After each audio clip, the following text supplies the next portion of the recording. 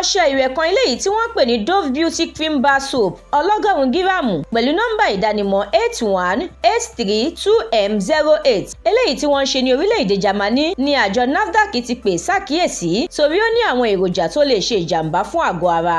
NAFDAC ṣe lálàyé pé ọṣẹ náà ní èròjà kan tí wọ́n ń pè ní Lilial tí wọ́n ti fi òfin dè pé àwọn iléeṣẹ́ ọṣẹ kò gbọ́dọ̀ lò mọ́ torí ó léwu fún ìlera. Gẹ́gẹ́ bí àtẹ̀jáde tó fi léde lójú òpó ayélujára rẹ̀, NAFDAC ní èròjà ọ̀hún ló máa ń sábà wà nínú àwọn afẹ́fẹ́ olóòórùn dídùn tí èèyàn máa ń fi sára tó sì léwu púpọ̀ fún àgọ́ ara, pàápàá jùlọ fún ọmọ inú oyún torí òórùn rẹ̀ ló ń ṣe ìpalára tí kò kéré tí aláboyún bá lò ó. Àjọ ọ̀hún rọ àwọn ọmọ Nàìjíríà tó ń lo ọṣẹ náà láti dá a dúró lẹ́yẹ ọ̀sọ́kà kí wọ́n sì kó èyí tó kù lọ́wọ́ wọn lọ sí iléeṣẹ́ àjọ NAFDAC tó bá súnmọ́ wọn. Bákan náà ló rọ àwọn ọ̀jọ̀gbọ́n lágbọn ìtọ́jú ara àti àwọn aráàlú láti má tẹ́tí ní lílo ojú òpó ayélujára tàbí kí wọ́n gba MedSafety app sórí ẹ̀rọ ìbánisọ̀rọ̀ wọn láti fi ohunkóhun tí wọ́n bá kẹ́fín tó àjọ náà létí. Àwọn ìròyìn yìí àtàwọn míì lẹ́ ó jẹ̀gbádùn tí ẹ bá darapọ̀ lójú òpó The Matrix lórí Facebook, Instagram, TikTok, YouTube àti X. Àdúrà Mọ́mi Balógun ló ṣe òǹgbùfọ̀ ìròyìn yìí. Ẹniọlá Sálíù lórúkọ mi.